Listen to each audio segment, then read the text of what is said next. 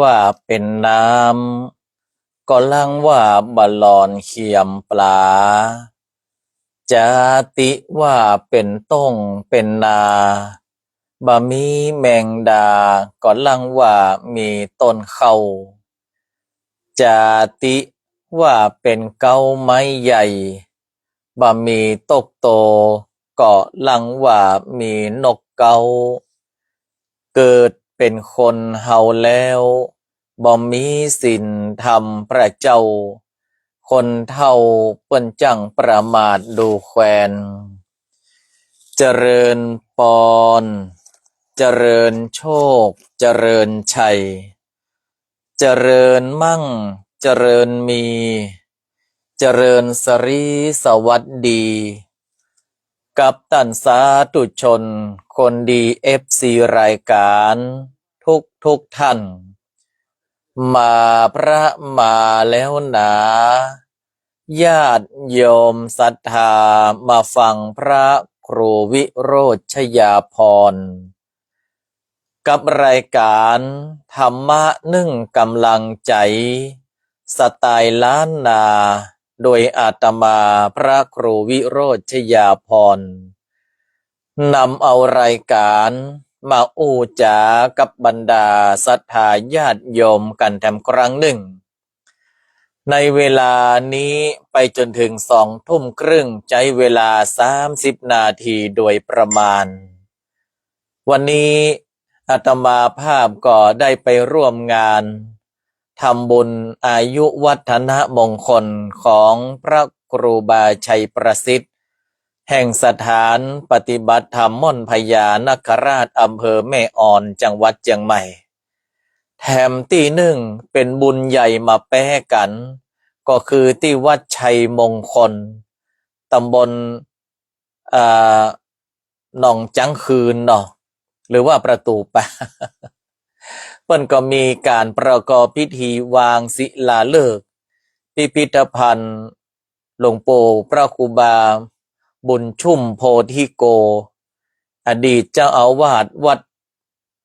วังมุยชัยมงคลโดยท่านพระครูชัยมงคลพิทักษ์แล้วก็มีแขกผู้ลักผู้ใหญ่ก็คือพระณท่านอนุทินชาญวีรกุลรองนายกรัฐมนตรีและรัฐมนตรีว่าการกระทรวงมหาดไทย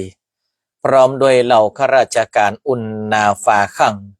ตัดภาพมาที่วัดโบสถ์น้ำดิบมีกระนกกะแก่กระตุเจ้า อันนี้ก็ถือว่าเป็นบุญใหญ่ที่ได้เกิดขึ้นตึงหลับปูนตึงเจียงใหม่สภาพอากาศวันนี้อาตมาภาพจะบละจะบลืมจะบะเลยมันก็เป็นไปมาได้เพราะมันเป็นช่วงที่ต้องเฝ้าระมัดระวังอาตมาภาพหันคลิปวิดีโอบะฮู้เก่าบะฮู้ใหม่เนาะแต่มันก็น่ากลัวขนาดเนอะในพายุฤดูร้อนนี่นะอาตมาภาพดูมาจากเพจของ PPTV เปิ้นก็บอกว่าพยากรณ์อากาศตั้งแต่6 โมงของวันนี้จนถึง6 โมงแรงของวันพรุ่งนี้ภาคเหนือก็คือภาคเหนือของเฮาเนี่ยมาว่าตอนล่างมาว่าตอนบนอากาศจะร้อนในตอนกลางวันฝนฟ้าคะนองมีน้อยเดียวภาคเหนือเฮานะมี 10% ของพื้นที่ส่วนมากก็เชียงใหม่ตากและกำแพงเพชรอันนี้ก็จะมีฝนบ้างประปรายพอสาบกลิ่นไอดินเนาะ ส่วนในภาคตะวันออกเฉียงเหนือหรือว่าภาคอีสานนั้นมีเมฆเป็นบางส่วนแล้วฝนตกเล็กน้อยบางแห่งส่วนนักต่างตอนล่างของภาคพายุทางอีสานนะส่วนภาคกลางอากาศจะร้อนในตอนกลางวันมีฝนเล็กน้อยส่วนมากตอนล่างของภาคตะวันออกอันนี้ก็มีฝนเล็กน้อยกรุงเทพและปริมณฑลถามว่าร้อนไหมตอบเลยว่าไม่ มาใจไม่ร้อนนะไม่ควันออกจุนๆเลย เพราะกรุงเทพและปริมณฑลอากาศร้อนในตอนกลางวันส่วนนักฝนจะไปค่อนอยู่ทางใต้เนาะพังงาภูเก็ตกระบี่ตรังและสตูลอันนี้ 40% ของพื้นที่เนอะแล้วก็ชุมพรสุราษฎร์ธานีนครศรีธรรมราชพัทลุงสงขลาปัตตานีและนราธิวาสอันนี้ก็ 40% เหมือนกันฉะนั้นทางเหนือทางอีสานทางกลางกรุงเทพปริมณฑลภาคตะวันออกช่วงนี้ก็ปลอดฟ้าปลอดฝนอยู่เนอะแต่ก็ลาสาประมาทมาได้สิ่งต่างๆเหล่านี้ถ้าหากว่ามันเกิดมันมีมาอันนี้มันก็อันตรายที่แน่ๆที่สำคัญก็คือรักษาสุขภาพระวังจะเป็นโรคลมแดดหรือว่าฮีสโตรกขนาดว่ามาก็ยังเป็นนะอาตมาภาพดูคลิปอ่ะเจ้าของมันได้ยินเสียงหมาห้องเอ็งเดี๋ยวมันก็มาโตยหาว่าหมามันเป็นมายังซ้อหาในก่อบะหมี่กึดใจได้ลองก้มพอปืนล้นกระบะเจ้ามาล้อปรากฏว่ามาจักอยู่หันดึกอ่ะมาจักดึกเด้อป้องก็วายนี่ขึ้นไปถอยรถมาเป็นตาเหลือกตาฟื้นนี่แฟนเจ้าของคลิปก็ฟังมาบอกว่าโอ้มันถ้าจะเป็นลมแดดเป็นฮิสโตรกเนี่ยฝั่งเอาน้ำมาฝั่งเอาน้ำมาล้างมันพอหรอนี่ขนาดมายังเป็นลมแดดนะดังนั้นเขาก็ต้องระมัดระวังในเรื่องของสุขภาพกันตัวเนาะเอาละวันนี้ก็มีหลากหลายเรื่องราวเอามามาจ๋าแล้วก็มีลุงใจกับไอแซมเข้ามาในรายการตัวเนาะทักทายกันเป็นเบื้องต้นก่อนถ้าช่วงกลางรายการเขาก็มาได้ทักทายกันแล้วก็จะธรรมะยาวๆไป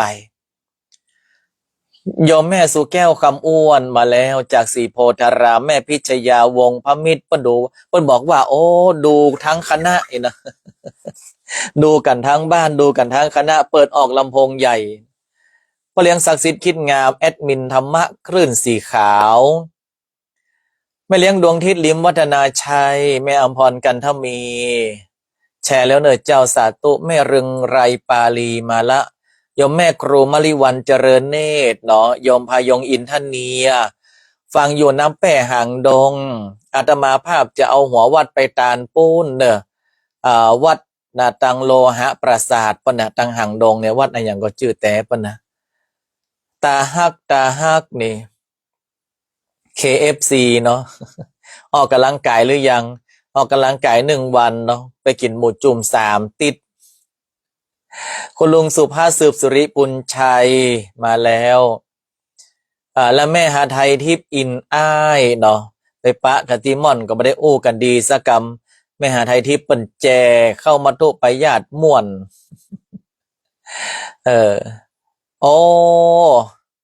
เนาะปีนานแสงเฮาหู้แถวบ้านโปงหังดงบ่ได้ปีนานแต่ไปแอลด้วยกันก็ถ้าจะไปแอลด้วยกันก็ไปเนอะแอลจะเอาหัววัดไปมาค่ำพวกก็คือมันเย็นหน่อยเพราะว่าโลหะปราสาทนี่เมื่อวันก็งามเมื่อคืนก็งามแต่มันจะเย็นหน่อยอิมได้เจริญพรโยมแม่บัวแก้วเนาะโอ้อันนี้ก็ได้เข้ามาสู่รายการโยมสุภัทราวีระอนันตวัฒน์คุณครูชิชนกชัยน้อยพี่ไอป๊อบเนาะพี่ไอป๊อบกันทาพรหมอีกแล้วไผ่แถมที่เข้ามาแล้วก็ทักทายกันได้เนอะอาตมาภาพมาได้ทักทายไผ่ก็ต้องสุมาอาภัยเพราะว่ามันเลื่อนขึ้นเวยเนาะโยมดาวเรืองตุ้ยวงมาแล้วโยมบุญเรืองขันชัยเงินอนุโมทนาสำหรับในวันนี้อาตมาภาพก็จะเอาข้อคิดคำคมจากเพจของหลวงพี่น้ำฝนกันทพันธ์กะกันทพันธ์กันทพันธ์กันทพันธ์ขึ้นเป็นตัวเอ็มแต่พี่ไอ้ป๊อบแต่อันนี้ก็เหมือนกันทาพรหมเนาะกันทพันธ์ปอยหลวงบ้านแม่พายงวสิทธิชาวาส16 มีนาคมที่ไหนแม่ตีบ้านน้ำแปะนะกะ แม่หลวงสายฝนจันกุลนะเนาะแล้วก็คุณปิยะธิดาคุณโยมสุดารัตน์เจือจานแม่เกสรนามแก้วมาแล้วสาธุอนุโมทนา วันนี้หลวงพี่น้ำฝนเปิ้นได้ฝากคำคมสอนใจในเพจของพระคมกฤษหลวงพี่น้ำฝนสุนทรสุวรรณคำคมคำสอนหลักธรรมในการดำเนินชีวิตเนี่ยอาตมาภาพจะเอามาอู้แล้วก็จะเอามาแปลในสไตล์พระครูวิโรจน์ชยาภรณ์ผสมประสานกับลุงใจกับไอ้แสมเนอหลวงพี่น้ำฝนเปิ้นบอกว่า1. ชนะอยู่ที่พวก 2. สะดวกอยู่ที่เงิน 3. เจริญอยู่ที่ธรรม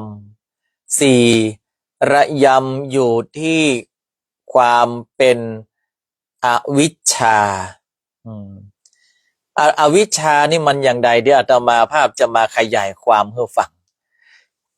ข้อแรกชนะอยู่ที่พวกคือคนเฮาเนี่ยมันก็มีคำที่เปิ้นกล่าวไว้ว่า1 คนหัวหาย2 คนเพื่อนตาย3 คนสบายหรือหมายความว่าคนเฮาบางทีบางครั้งเนี่ยมันก็บ่สามารถที่จะประสบความสำเร็จด้วยตัวของเฮาเองคนเดียวได้บางอย่างมันก็ต้องอาศัยทีมอาศัยพวกอย่างเช่นกีฬาฟุตบอลอย่างอีเป็นต้นหรือทำงานเป็นองค์กรอย่างอีเป็นต้นบางคนบอกว่าโอ้ตึงบ่อาศัยไผสักคนนะอัตตาหิอัตโนนาโถแต้วะหลายๆคนนี่เจ้าอยู่ก็วันนี้อัตตาหิอัตโนนาโถโอ้ปุ่นไปฟังTikTokปุ่นอันนั้นดีอย่างอีแน่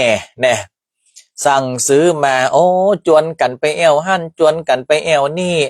ไปอย่างโอ้เปิ้นว่าตั้งนี้มันแน่ตั้งนี้มันเน็ตเป็นสายมูเตลูฟังคนนั่นมาฟังคนนี้มาเนี่ย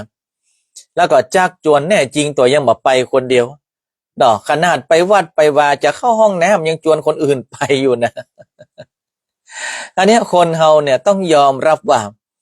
เฮาต้องทำอะไรอย่างแล้วต้องมีคนที่คอยช่วยเหลือเฮายังเป็นนกมันก็ต้องมีปีกยังเป็นคนก็ต้องมีแข้งมีขาอย่างอาตมาพระครูวิโรจน์จะทำอะไรอย่างได้ก็ต้องอาศัยพระเนนช่วยเหลือศรัทธาช่วยตุ้มช่วยเติมช่วยอุปถัมภ์อาตมาภาพจะทำคนเดียวอีหัวงอกเหลือเก่ากันกันแกนี่ไปที่ไหนเขาบอกห้องหลวงพ่อแล้วโอ้ห้องตึงมาเกรงใจหัวดำที่เหลือเลยฉะนั้นการที่เราจะทำอะไรอย่างสักอย่างหนึ่งแล้วให้มันสำเร็จด้วยไวเนี่ยก็คือเราต้องมีพรรคมีพวกมีคนที่หูจักเข้าช่วยเหลือเนาะมีคนที่หูจักช่วยเติมช่วยตุ้มเฮาอันนี้ก็คือข้อแรกชนะอยู่ที่พวกสะดวกอยู่ที่เงินเฮาปฏิเสธได้ก่อกุวันเนี่ยปฏิเสธได้ไหมว่าความสะดวกมันจะอยู่ที่เงินเฮาต้องยอมรับว่าเงินเนี่ยถึงแม้มันมาใจทุกสิ่งทุกอย่างแต่มันเป็นเครื่องอำนวยความสะดวกชั้นดีเลยเป็นเครื่องที่ทำให้เฮานั้นได้รับความสะดวกสบายปุ่นหิวเมื่อไรก็แวะมาตึงเห็นหรอมีในห้านมดคะแนนเฮามีสตังไปเถอะไปไหนไปได้มดคะแนนมีสตังไปเถอะกินอะไรอย่างกินได้มดคะแนนมีสตังซื้อกินเถอะเนาะจะใส่ทองใส่ยองกี่บาทใส่ได้มดคะแนนมีสตังซื้อใส่เถอะแม้กระทั่งว่าอะไรมันสีว่าติดขัดหน่อยอันนี้พูดถึงในสภาพความเป็นจริงนะถ้าเรามีปนห้องว่า pocket money เห็นหน่อยมันก็สะดวกสบายอันนี้อาตมาภาพจะอู้ในประสบประการตอนที่ไปแอลลาวก็ไม่ใช่ว่าคือเปิ้นนะปกติแล้วเปิ้นจะฮื้อรถที่รับส่งนักท่องเที่ยวเนี่ยเปิ้นจอดอยู่ที่ลานจอดซึ่งจะต้องเตลขึ้นไปสถานีรถไฟฟ้าสถานีรถไฟเปิ้นนั่นน่ะโอ้แล้วมันฮ้อนสถาญาติโยมไกลเปิ้นก็ดีเปิ้นก็อู้กับโชเฟอร์ว่า อันนี้เป็นตู้เจ้าหมดเขาขอเอาตู้เจ้าขึ้นไปจอดบนปุ้นเลยได้ก่อนใจเปิ้นก็ตัวไกด์เปิ้นก็โอ้กับคนขับรถของขับรถเปิ้นก็บอกว่ามันมีปัญหานี่มากองไปถึงป๊อบเปิ้นมีเหมือนป้อมกั้นไว้คนขับรถเปิ้นก็บอกว่าโอ้อันนี้สาธุทั้งนั้นเลยเนอะขอเอาไปจอดทางบนได้ก่อนไอ้คนนั้นเปิ้นก็ติวเข้ามาคนขับรถก็ยื่นไอ้อย่างบางอย่างฮือมันมีกล้ามีสินเนี่ยหน่อยเนาะยื่นฮือป๊อบมันก็หับไปแล้วก็เอาใส่ถุงมันก็บอกว่าโอ้เป็นทุเจ้าเสียนสาธุเอาเข้าไปเลยที่จริงมันไม่ได้เกี่ยวกับสาธุมันมาเกี่ยวกับนี่พ็อกเก็ตมันนี่เนี่ยเขาต้องยอมรับนะเขาต้องยอมรับว่าณปัจจุบันเนี่ยเงินคำกำแก้วมันเป็นสิ่งที่สำคัญแม่ก็พี่ไอ้จันทิพย์จอมตองมีเงินเขาเรียกเป็นน้องมีทองเขาเรียกเป็นพี่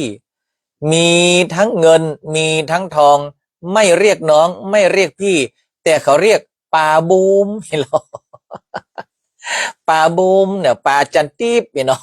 ถ้ามีถึงเงินถึงทองนะโอ้เจ้าถามพี่ไอ้บูมพี่ไอ้จันทิพย์ฮะกะเนี่ยนับได้นับยื่นไปหาแฟนซอเนอะแล้วดึงออกมาสร้อยแขนหายนะวะเซลเปิ้นเนี่ยนี่เซลเล่นเนี่ยมันเป็นในยุคปัจจุบันสันทาญาติโยมขนาดวันนี้อาตมาภาพเดินทางไปร่วมงานบุญนี่นะเดินทางไปร่วมงานบุญโอ้ไฟขึ้นหมับน้ำมันจะเสี่ยงก็ต้องเข้าปั๊มน้ำมันเติมน้ำมันแล้วเอาสตางค์จ่ายก็กลับบ้านกลับวัดได้โดยสะดวกปลอดภัยเนี่ยประหองว่าเงินเนี่ยมันเป็นการแลกเปลี่ยนแม้กระทั่งว่าความสะดวกเนี่ยมันก็จะสามารถเอาเงินในแลกเปลี่ยนได้นี่คือสิ่งที่เราต้องยอมรับในภาวะการปัจจุบัน3เจริญอยู่ที่ธรรมความเจริญอยู่ที่เฮาทำงอมืองอเท้าบัดเจริญไปไหนอะถามว่าพี่ไอ้จันทิพย์ถามว่าสถาญาติโยมเฮามีแต่ละสาขาอาชีพถ้านั่งอยู่มาได้เนี่ยมันจะได้ไปทางแน่ก่อนรถยนต์เนี่ยรถยนต์เนี่ยเนาะแม่หมอนิพาวันอภิวงงามรถยนต์เนี่ยเฮาขึ้นถ้าเฮาบัดสตาร์ทหรือว่าเฮาบัดย่ำคันเร่งใส่เกียร์มันจะไปทางแน่ก่อนบางคนนี่ไปกับท่านมันเป็นรถในสมัยเทคโนโลยีเฮาก็ต้องสร้างมาก่อนเหรอสร้างมาก่อนเหรออย่าไปหนองผ้าขาวเนอะที่ไม่หลวงใส่ฝนพี่มันก็ไปคนเดียวมาฉะนั้นมันก็ต้องการกระทำอยู่ดีมาว่ากระทำทางกายหรือว่ากระทำทางวาจาคนเฮาเนี่ยกำบักเก่าต้องบอกว่าสวรรค์อยู่ในอกหม้อนะหกอยู่ในใจหม้อไฟอยู่ตีปากความทุกข์ความยากมันอยู่ติดตีนติมือเฮานี่จะร่ำจะรวยก็อยู่ติดตีนติมือเฮานี่งอมืองอเท้าเนี่ยมันตึงไปตั้งหน้ามันก็จะอยู่ที่เก้านั่นนะบางคนก็รออินรอพรหมรอให้มันโดนแจ็คพอตแล้วถามว่าอันเป็นกึบเพตั้งแต่สาวจนแผ่วเท่าเนี่ยถูกกี่เตื้อซื้อเนาะอยากกินข้าวรอข้าวตกใส่ปากมีก็บ่มีฉะนั้นเราอยากจะเจริญเราอยากจะพัฒนาเราอยากจะก้าวไปข้างหน้าต้องลงมือทำต้องลงมือท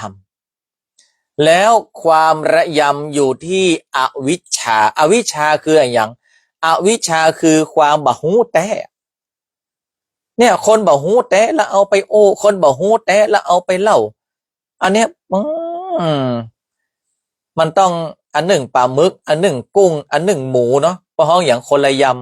ำคนละยำนะอันหนึ่งยำปลาหมึกอันหนึ่งกุ้งอันหนึ่งหมูนะคือคนที่มันบดีเนี่ยคนที่อวิชชาเนี่ยบ่หูแล้วเอาไปโอ้บ่หูแล้วเอาไปเล่านะคนโยมบุญมีระวังเนาะอวิชชาคือการไม่รู้แจ้งฉะนั้นเราต้องขจัดปัดเป่าอวิชชาให้ออกไปเราต้องรู้แจ้งในสิ่งต่างๆเรานั้นก็คือรู้แจ้งในอริยสัจสี่อันไหนคือทุกข์อันไหนคือสุขสถาญาติโยมอันไหนคือทุกข์อันไหนคือสุขเราต้องรู้บางคนเนี่ยมีความสุขในความทุกข์ของคนอื่นเปิ่นเต่าคันลบบเคียวนาเว้าไปหาไข้หัวใส่เปิ่นเจ็บต้องเจ็บใส่อันนั้นก็อายเจ็บก็เจ็บเนี่ยแทนที่จะไป ปลาเปิ่นไปออกจากหมู่คนก็บอกหนังไข้หัวเซเปิ่นดังนั้นคนเฮาเนี่ยต้องมีวิชาคือความรู้แจ้งต้องปราศจากอวิชชาคือความไม่รู้จริงคนใดบ่ฮู้แต่แล้วเอาไปเล่านี่ก็คือหมูก็ยำไปอย่างเนื้อกุ้งก็ยำไปอย่างปลาหมึกก็ยำไปอย่างเนาะคนละยำ ถ้าคนที่อวิชชาคือความบ่ฮู้แต่เนี่ยมันจะกลายเป็นว่าเป็นบุคคลที่โง่แต่อวดฉลาดคือคนที่มีอวิชชานี่นะโง่แต่อวดฉลาดบ่ฮู้แต่ละอวดลวกบ่ฮู้แต่ละอวดฮู้คนประเภทนี้เนี่ยเป็นคนที่เขาจะว่าใดเดียวจะหาความเจริญไปตั้งหน้าได้ยากนี่คนบักเก่าล้านนาเพิ่นบอกว่าง่าวมาก่อนลวกจึงเกิดพยาง่าวมาก่อนลวกคนเราเนี่ยจะต้องโง่เอาโง่ไปแลกก่อนยาตมาภาพนี่เวลาจะไปที่ไหนเนี่ยเพิ่นถามว่าย่าจ้างก็บัตรจ้างเท่าใดครับอู้จ้างก็บัตรจ้างเท่าใดครับนี่เตะจ้างก็บัตรจ้างเท่าใดครับนี่เนาะเฮาก็ให้หูเคล็ดลับจากคนอื่นๆพ่องฉะนั้นคนเฮาอย่าเป็นน้ำที่มันเต็มแก้วหรือว่าน้ำเต็มแก้วมาปอนะเป็นน้ำที่ว่ามันล้นบ่มนะน้ำที่มันล้นบ่มนี่เปิ้นฮ้องว่าเป็นน้ำที่ใส่อย่างบ่ได้ละถ้าเป็นไม้เศร้าก็ล้ำคุ้มไปละสถาหูจักไม้เศร้าที่มันล้ำคุ้มอ่ะมันเลยไปปุ้นละสิอย่างก็บ่ได้อ่ะมันเลยคุ้มไม้ไปปุ้นละแตงไปเตะวันค่ำมือเป็นแก้วก็ถึงบ่ได้บุคคลประเภทนี้เปิ้นฮ้องว่าโง่แล้วอวดฉลาดเมื่อลุงใจกับไอ้แซมสองคนนี่มันตึงไปไหนอ่ะแรงมาก็เสาะหากันร้านเหล้าตองหรอวันหนึ่งเข้าไปร้านเหล้าตองลุงใจก็ถามแฉมมึงมาวันนี้มึงพกชักตังมาเท่าไรแฉมลุงบอกตรงๆนะลุงไม่นี่2 บาทตึงเดี๋ยวป่ะลุงอย่ามาบอกผมตั้งแต่แรกผมก็คิดว่าลุงเอามานักผมก็เอามาเช้าเดียวแล้วนะไอ้แฉมต้องเอาจังยังได้แฉมรวมกันแล้วมี2 บาท2 บาทเกินเอาแต่จะได้เยอะใดลุงเขาก็เข้ามาแล้วอ่ะแฉมไม่ต้องเป็นห่วงไปนั่งตัวบ้านตรงนั้นดีกว่ามันมาคนเดียวมันแฉมเขาก็จูงนั่งตัวมันหักะกินเหล้ามันกินกับแก้มมันแล้วเขาก็ไปจากมันเพราะแล้วมันฉี่เมาไว้ไงนั่งเอามือกุมหัวไงความคิดลุงจัดดีแต่แน่นอนกับแฉม2 คนไปแต่งไปทำความหูจักปนนี่หรอกไอ้น้องแปลว่าคิงก็มากะบะอันแรกถอกเหล้าเต็มแก้วเขาก็หูจักกันมาเหมือนทำเนียนหรอเหล้าแก้วนี้ถือว่าเป็นการยินดีที่ได้พบกันหน่อแฉมก็จดเหล้าฟรีก่อนกะบะตรงใจก็จดเหล้าอึกเรียบร้อยไปละกะด้วยว่าจะออกร้านแล้วหรอได้กินเหล้าฟรีแล้วกำลังจะออกร้านไอ้น้องเนี่ยกำแขนลุงใจจะหาเป็นว่ามันยังอยู่แค่แฉมลุงหูก็ชีวิตผมเนี่ยมันเลี้ยวบัดชบอันโลจะไปชบงักน้ำลายเต็มแขนแต่เจ้าผมโดนเมียผมละลุงใจน่าชอบน่าหันใจแล้วเมื่อตอนมาผมโดนไล่ออกอันนี้ชีวิตหลังโทษลุงหูก็ชีวิตผมมันมามีอย่างดีเลยผมก็จะฆ่าตัวตายจะปัญญาเปล่าผมนั่งพลิกโต๊ะลุงเนี่ยจ้ะลุงห้ามผมมาตานละวันนี้ผมจะจบชีวิตของผมไอ้หน่อยชีวิตเฮายังมีคุณค่าไงเฮาเกิดพ่อเหรอพ่อเฮาเหรอแม่เฮาเหรอหมาเฮาเหรอแมวเฮาเหรอกับคนเดียวงานเดียวจะไปแย่งอย่างมันต้องปลอบใจไอ้น้องนั่งเงยมาลุงผมได้สติถ้าบ่มีลุงอยู่ด้วยผมนี่ผมตายไปละมันจะตายอย่างใดก็ผมใส่ยาเบื่อลงในแก้วเหล้าเนี่ยแฉม ไอ้แฉไอ้แฉเมียลงใจน้ำลายปุออกไอ้แฉไอ้แฉ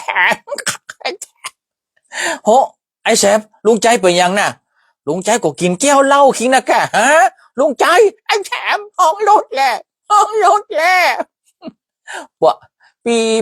ปีปอไปถึงกลางตายแน่ตายแน่ตายแน่มึงเป็นรถแฉมาเป็นมังกรละปุ่นเอาไปหงแย่ปุ่นนะแล้วปุ่นบอกว่าอวิชชาคือการที่เฮานั้นไม่รู้แจ้งในสิ่งต่างๆบ่ฮู้อันใดสุขบ่ฮู้อันใดทุกข์บ่ฮู้อันใดถูกบ่ฮู้อันใดผิดบ่ฮู้อันใดดีหรือว่าอันใดบ่ดีเนี่ยเพราะว่าการที่เฮาไปมีความสุขบนความทุกข์ของคนอื่นมันก็เป็นอวิชชาอย่างหนึ่งฉะนั้นคนที่มีอวิชชาครอบงำเพราะว่าจิ้นหมูก็ยำจานหนึ่งเนาะกุ้งก็ยำจานหนึ่งปลาหมึกก็ยำจานหนึ่งเอามาเปาะกันเพราะว่าคนละยำแล้วหลวงพ่อหลวงพี่น้ำฝนเลยบอกว่าชนะเนี่ยอยู่ที่ภาคที่พวกตุ้มหนุนเนาะสะดวกอยู่ที่เงินเจริญอยู่ที่ธรรมความระยำอยู่ที่อวิชชาคือความไม่รู้ถ้าหากว่าเราอยากจะประสบความสำเร็จเนี่ยหนึ่งเราก็ต้องมีน้ำใจเอื้อเฟื้อเผื่อแผ่เฮาถึงจะมีพวกพ้องบริวารสองเฮาต้องตั้งใจอารักขสัมปทารักษาเงินทองที่เฮาหามาได้ใจจ่ายอย่างประหยัดเวลาเฮามีอย่างตั้งจ้องใจก็จะสามารถใจได้ดังที่เฮาต้องการแล้วใครอยากเจริญใครอยากก้าวหน้ามันต้องลงมือกระทำมันจะย่ำอยู่กับที่มันต้องลงมือกระทำเพื่อก้าวไปข้างหน้าและความระยำอยู่ที่อวิชชาขจัดเสียซึ่งความอวิชชาคือความไม่รู้ในสิ่งต่างๆบ่ฮู้ผิดบ่ฮู้ถูกบ่ฮู้ชอบบ่ฮู้ดีเนี่ยตัดออกไปให้เรารู้ซะว่าสิ่งนี้ควรทำสิ่งนี้ไม่ควรทำแล้วชีวิตของเราก็จะมีแต่ความสุขก็จะมีแต่ความเจริญ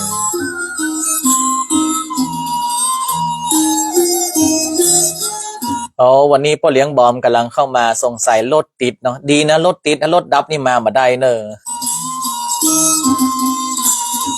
โยมสุภาวานสุภาเวียงแม่สันปะขามน้อมกราบสาธุเจ้าเจริญปอนลุงนานทันวัฒนันเชิดชูศิลธรรมจากแม่ห้องสอนแดนดินทินสามหมอกนอหน้าหนาวก็มีหมอกหน้าฝนก็มีหมอกหน้าฮ้อนก็ซ้ำมีหมอกนักเหลือเปิ้นอนุโมทนากับศรัทธาญาติโยมทุกท่านที่ได้ร่วมรับฟังรายการเอาข้อคิดเอาข้อคติเตือนใจติดไปตะนิดตะหน่อยเนาะแม่ครูพิสมัยศรีเทพธรรมรงค์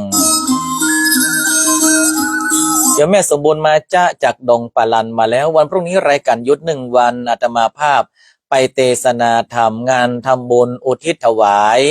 อดีตเจ้าอาวาสวัดดอยก้อมอำเภอบ้านโฮง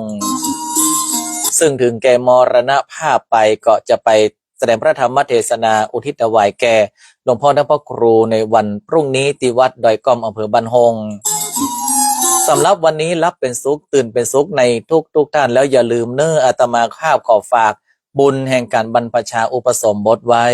ตอนนี้ก็ยังเหลือแถมลายตนอยู่ที่ยังบ่มีเจ้าภาพขอฝากบุญนี้ให้กับทุกท่านตัวสำหรับในวันนี้โชคดีมีความสุข111บุญรักษา